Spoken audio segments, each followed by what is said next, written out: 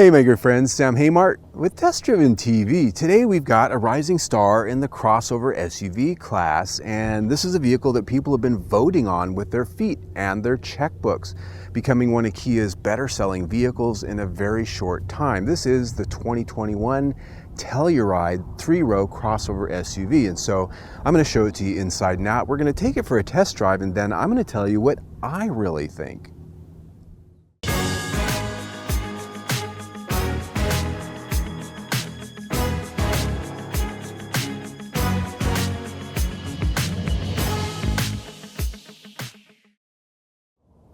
Now in its second year, the Kia Telluride is the largest SUV available from the brand, and it's a 3-row front-wheel drive or all-wheel drive. Here we have a fully loaded SX.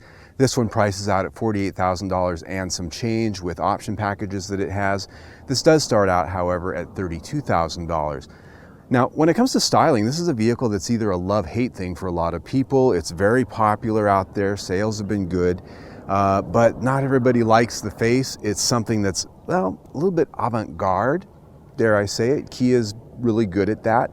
When you look at the face, it's got a wide, blocky grille, and the silhouette's very upright. LED headlights. This has a nice daytime signature, lights up in amber, and then the LED lights, they work very well at night. They have a nice crisp look, and that is standard on the EX and above. Down in the lower fascia, this has what they call ice cube fog lights. Those are LED as well. One design detail that looks very nice on here are those chrome trimmed air intakes on the front of the bumper. They're actually functional, but not in the way you'd think. If you come around behind the wheel, you can see there's a slot right there where that air comes out. It actually creates an air curtain for aerodynamic efficiency. It blows air around the wheel so that you have less buffeting and less drag. The trim on this is sort of a chrome satin. I like that. The mirrors, power folding mirrors with lights right on the side. And the wheels, here we have 20-inch black alloy wheels, which are part of the SX package. From this angle, it's a pretty appealing vehicle to look at in a lot of ways. It sort of has a little bit of a Range Rover silhouette, although it's very subtle. But this has a lot of design details that you don't find on a lot of other vehicles. Part of it being this little chrome detail here on the doors. You've got a little raise up that comes up.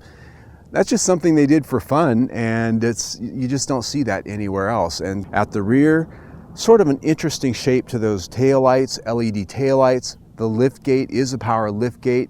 Up, down, works very well, especially if you've got an armful of groceries. And looking down at the bumper, this does have the tow package on it, and for 2021, they've actually made that a 7-pin connector to upgrade its compatibility with a variety of trailers out there, and a nice dual exhaust tip, a real one, not like some of the fakes we see out there like, oh, I don't know, Volkswagen Atlas, Ford Explorer. They're keeping it real. The interior of the Telluride feels like a classic American cruiser, and that's because this has a nice horizontal design theme, a lot of horizontal lines going across the dash, which gives you a nice, large, open, and wide feel to this interior. And the materials here too, this has a wood grain finish, although it is fake, it's very tasteful, done in a satin finish, along with the satin finish metals. And so that gives this a consistent sort of quality look across the interior that, along with the switchgear, really goes to make this thing feel every bit worth the $48,000 price tag. And of course, at this price, I have a lot of feature content here that you wouldn't have in the base level models. That said, starting with these seats, they're very comfortable, I can tell you that. I took this on a long road trip to San Diego from Phoenix and back. Sat in these chairs all day for a few days. These are Napa leather here. They have heating and ventilation, power adjustments for both the driver and the passenger, memory settings for the driver. Very comfortable, very supportive. And as I look forward, instrument cluster here is a traditional 2-dial setup with a digital screen in the center, can be adjusted any which way you want it. And this does also have a head-up display on this model. The steering wheel, very comfortable, fully adjustable. This does have the thumb controls and all of the controls for your audio and menus. I do find, just like other Kias, that sometimes when you're doing parking maneuvers, your hand can hit these toggle switches and change your station or some of the other settings. One of the things I like here is the fact that this has all of your main controls right here in the center stack within easy reach. The seat controls on the console and the HVAC in the center. Infotainment up above. The center console, very well laid out. I love these grab handles here. They almost have sort of a luxury car sort of look and feel. Storage in the center. There's a key wireless charger down there, as well as USB and 12-volt ports for charging. Here, 2 big cup holders. You can put big, huge gas station cups here off to the side. A traditional gear shift lever. I love that. In the center, you have the drive modes for all of the 4-wheel drive and all-wheel drive systems, and it also has a center lock for that all-wheel drive system. Other controls back here for things such as the auto start system, which not my favorite. Here in the center console, plenty of storage, big deep box, about 2 Kleenex boxes worth, and there's also a drawer here at the top for smaller items. So a lot of versatility here, a lot of good design, and with this package that this has, the Prestige package, I have some beautiful suede headliner surfaces and dual sunroofs that give this a nice airy atmosphere and a luxury feel. Your rear seat passengers are going to be very comfortable back here, I think. As you can see, I've got a lot of space, a nice high seating position, and in this one I do have the captain's chairs, which allow both fore and aft adjustment as well as a recline adjustment, and so that gives you easy access to the third row, either through a center row, or you can just press a button on the top of the seat and they automatically slide forward. And look at that, that third row seat is actually big enough for real human beings, not just kids. And that's not something that you can say for all of the competitors in this class. AC controls up at the top on the roof, full control of the rear AC back here. And down on the center console, I not only have cup holders, but there's a 115 AC outlet, there's a 12-volt outlet, and on the backs of the seats right here, I've actually got USB charging. So no matter what kind of devices you have in the back seat, there's a place to plug it in. And lastly, but not least, this actually has heated and ventilated seats on the second row, not something everything in this class offers. Putting all these seats down to get a nice flat load floor takes a minute because there are quite a few seats, but that third row goes down in a 60-40 split. Then the captain's chairs, at a push of a button, just drop right down, and you've got a nice cargo area. Underneath is another storage area that you can not only put your gear in, but you can stow away the cargo cover if you don't use that. A lot of cars, you have to sort of find some place to just lay it and hope it doesn't get crushed if you go shopping at the big box store. Here you can stow it down underneath the floor, which is a pretty cool thing. And you don't see a spare tire there, but there is one. It's mounted underneath the vehicle, accessible from outside. This interior is very well done overall. There are a few things that could be improved, one of them being there are still quite a few hard plastics that get up against your leg in a few spots. But other than that, it is near perfect and one of the best in class when it comes to consistency of quality. So this interior gets 4.5 out of 5 stars. The infotainment system here is the top of the line Harman Kardon audio, 10.25 inch touchscreen. One of the things I really like about this is the fact that the menus are very well laid out, very easy to understand, and they're very intuitive. This does have all of the available feature content today: Android Auto, Apple CarPlay, Bluetooth connectivity, Sirius XM radio, the whole nine. One of the things that it does have is voice-activated navigation, like most vehicles in this class. I did find that the navigation, the voice-activated part, didn't really work so well here. I always do sort of a standard set of instructions in every car I test, and here, it just wasn't getting me. It wasn't hearing me. It was not getting it. And so I wasn't able to use the voice controls when it came to the navigation here. It just would not hear what I said and find the address I was telling it. So they could use some improvement here because other cars understand me just fine. All in, this is a very good system. The audio quality is very good. The camera views, the 360-degree monitor, all of that stuff works exceptional. It just needs some improvement in a few areas. This infotainment system gets 4 out of 5 stars. All right, my friends, now it's time to take a drive.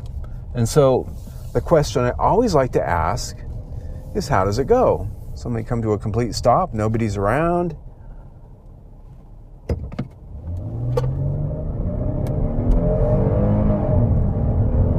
Nice sound, and 60.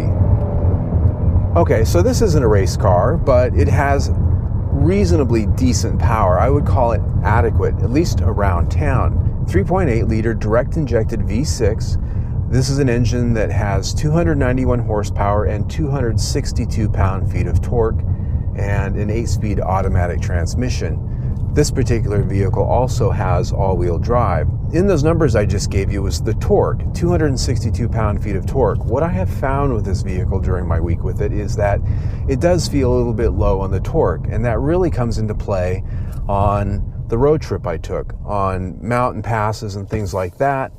It just didn't quite have the power. You really had to lay into this thing to go up steep hills and things like that. The other thing in daily driving and going around town that I've noticed here is, just like the first time I test drove it, this does have a noisy transmission. It makes a lot of sound, mostly a whining and humming sound at slower speeds. But the first one I had, I noticed it. I thought, well, maybe it's just that car. This one does it too. It's just part of the deal with the Kia Telluride.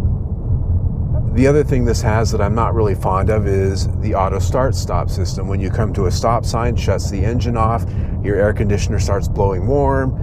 When you get ready to go again, it starts back up again. Now you can turn it off. There is a switch down here, but it doesn't stay off. You always have to turn it back off every time you get in the car. It's very annoying. So the one thing that this did do that impressed me this week is fuel economy. This is only rated at 19 city, 24 highway, and 21 combined.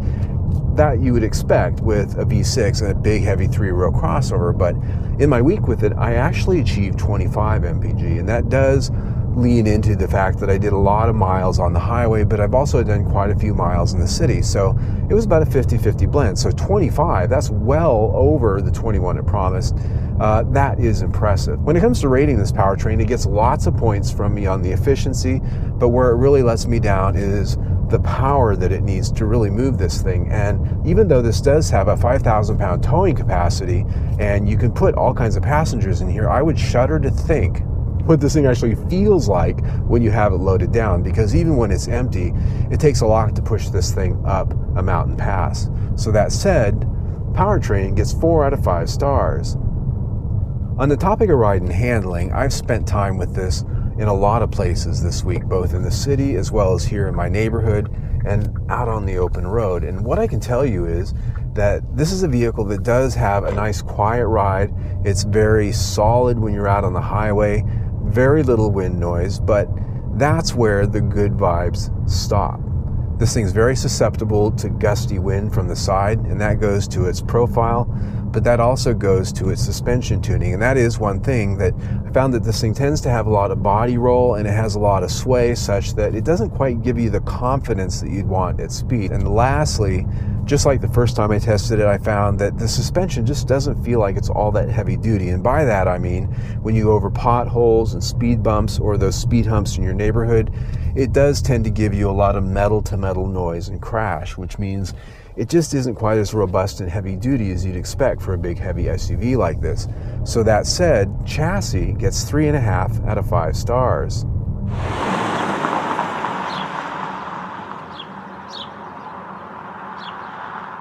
All right, if you've noticed out there's quite a few of these on the road. Kia is selling quite a few of these things. Just last month, they sold 8,195 units. That is a sales record in April of 21. Buyers are liking what they see, and when I look at how this competes against everything else at $48,000 fully loaded, this offers a lot of features, good quality, and the best warranty in the business. 10 years, 100,000 mile powertrain, 5 years, 60,000 mile bumper to bumper. Some of the competitors don't even get to that on everything. So options pricing, base pricing, all of the things that make up what I call value, this thing's just firing on all cylinders. I put that at 5 out of 5 stars. When you put that in with everything else we've talked about, some areas maybe needing some improvement, we're at 4 out of 5 stars for the total review score. Pretty good out there.